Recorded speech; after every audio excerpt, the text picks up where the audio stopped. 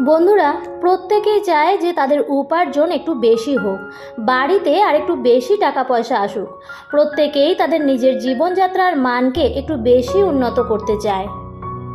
তাই বন্ধুরা, আপনারাও যদি চান আপনাদের অর্থ ইনকাম একটু বেশি হোক, আপনাদের দুর্ভাগ্য সরে গিয়ে সৌভাগ্য আসুক, তাহলে এই ভিডিওটি আপনাদের জন্য। নমস্কার বন্ধুরা, ভক্তিমূলক কথা চ্যানেলে জানাই আপনাদের সকলকে স্বাগত। বন্ধুরা, আশা করছি ঈশ্বরের আশীর্বাদে আপনারা প্রত্যেকেই ভালোই আছেন এবং সুস্থই আছেন।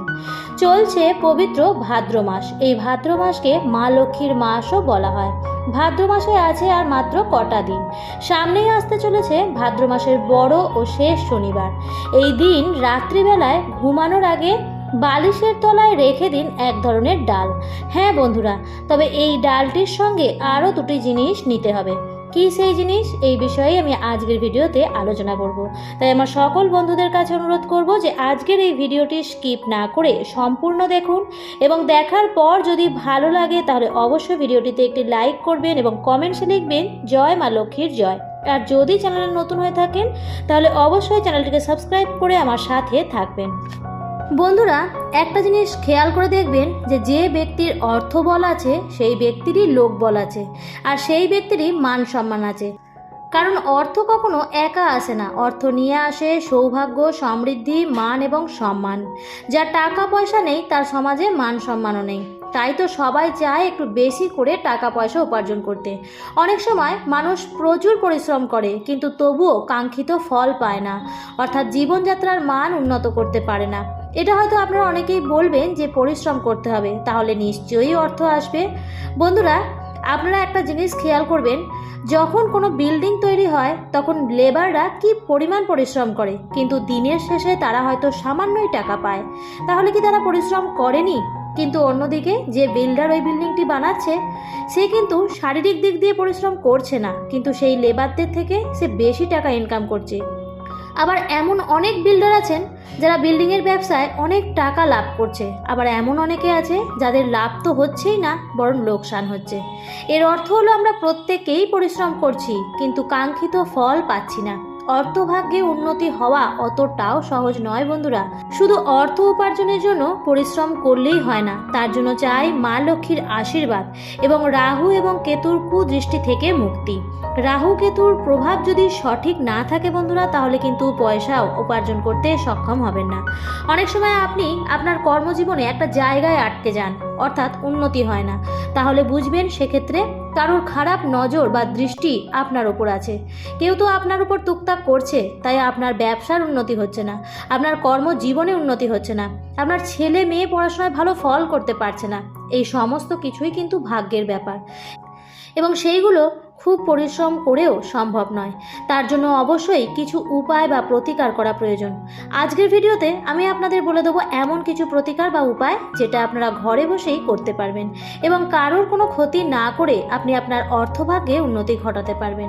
তো চলুন বন্ধুরা, আপনাদের বলে দিই এই উপায়টি কিভাবে আপনাদের করতে হবে, কখন করতে হবে এবং উপায়টি করার সময় কি কি সতর্কতা অবলম্বন করতে হবে। বন্ধুরা, এই উপায়টি আপনারা করবেন শনিবার দিন। ভাদ্র মাসের যে কোনো শনিবার দিনই এই উপায়টি করা যায়, তবে যেহেতু সামনে আসছে শনিবার, সব থেকে বড় শনিবার ভাদ্র মাসের, তাই এই শনিবারই এই উপায়টি অবশ্যই করুন। উপায়টি করার জন্য কিছু জিনিস লাগবে, আপনাদের তা আগে থেকেই জোগাড় করে রাখতে হবে। বন্ধুরা, লাগবে একটি কালো পরিষ্কার কাপড়ের টুকরো। কাপড়টি কেনার সময় ভালো করে দেখে নেবেন, তাতে যেন কোনো রকম খুঁত না থাকে, অর্থাৎ কোনো ছেঁড়া কাটা ফাটা বা না থাকে কাপড়টায়, সেটা দেখে নেবেন। আর নেবেন অড়হর ডাল। বন্ধুরা, অড়হর ডাল আমাদের লাগবে 1 মুঠো পরিমাণের। এটাও কিন্তু শনিবার সকালেই জোগাড় করে রাখবেন। আপনারা রান্নাঘরে হয়তো রয়েছে, কিন্তু চেষ্টা করবেন বাজার থেকে নিয়ে আসার। এবং লাগবে 7টি লবঙ্গ। লবঙ্গ আপনারা বাজার থেকেই কিনে নিয়ে আসবেন, রান্নাঘরের ব্যবহারের লবঙ্গ নেবেন না। এই 3টে জিনিস আপনাদের কিনতে খুব একটি অর্থ ব্যয় হবে না। ভাদ্র মাসের শনিবার দিন সন্ধেবেলায় যখন আপনারা নিত্য সন্ধে দেবেন, তখন সেই কালো পুডলির মধ্যে যা যা সামগ্রী আপনি বললাম সমস্ত কিছুই রেখে ঠাকুর ঘরে কিছুক্ষণ রেখে দিয়ে আসবেন। তারপর যখন সমস্ত কাজকর্ম হয়ে যাবে, রাতে শোবার সময় ঠাকুরের চরণতল থেকে আপনারা আপনার যিনি ইষ্ট দেবতা আছেন তার চরণতলে রাখতে পারেন এবং তাকে আপনার মনোবাসনা আপনি কেন এটা করছেন অবশ্যই বলবেন। তারপর রাত্রিবেলা যখন আপনি শুতে যাবেন তখন সেই পুডলিটি নিয়ে আসবেন এবং আপনার মাথার ওপর আপনি ক্লক ওয়াইজ 7 বার জিনিসটি ঘোরাবেন, অর্থাৎ ঘড়ির কাঁটার দিকে সেই জিনিসটি 7 বার ঘোরাবেন এবং ঘোরানোর পর সেই জিনিসটি বালিশের তলায় রেখে দেবেন। আপনার মাথায় 7 বার ঘোরানোর পর আপনার নিজের মাথার বালিশের উপর আপনি যে জিনিসটি রাখবেন এর মাঝখানে কিন্তু আপনি আর কোথাও যাবেন না। অর্থাৎ আপনি সেই জিনিসটি রেখে দিলেন এবং তারপর অন্যান্য কোনো কাজে ব্যস্ত হয়ে পড়লেন, তারপর কিছুক্ষণ পর এসে শুলেন, এরকম কিন্তু চলবে না। সন্ধ্যা দেওয়ার সময় ঠাকুরের কাছে সেই জিনিসটি থাকবে এবং আপনার সমস্ত কাজ শেষ হয়ে যাওয়ার পর আপনি যখন শুতে যাবেন ঠিক সেই সময় আপনি আপনার বস্ত্রটি পরিবর্তন করবেন। এরকম উপায় করবার জন্য গাঢ় নীল এবং কালো রঙের বস্ত্র পরাই ভালো।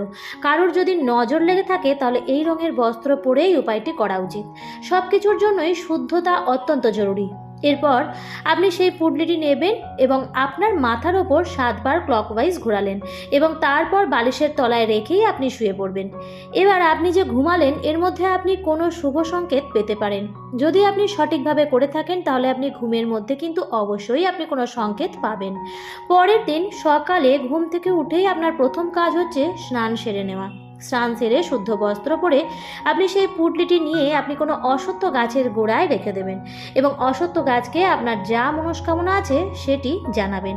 আপনার ব্যবসার জীবনে বা চাকরির জীবনে সফলতা আসার জন্য বা আপনার যদি কোনো গুপ্ত শত্রু থাকে এই সব কিছুই আপনি বলবেন।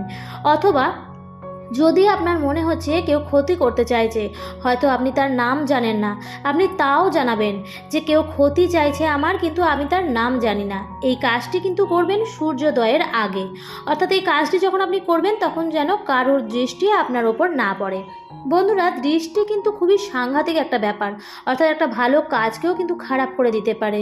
তাই রবিবার দিন অর্থাৎ শনিবার রাতে এই কাজটি করলেন এবং পরের দিন সকালে রবিবার দিন সকাল সকাল ঘুম থেকে উঠবেন সূর্যোদয়ের আগে এবং কাছে পিঠে কোনো অশ্বত্থ গাছের গোড়ায় গিয়ে সেই পুঁটলিটি দিয়ে দেবেন এবং নিজের মনস্কামনা অবশ্যই জানাবেন।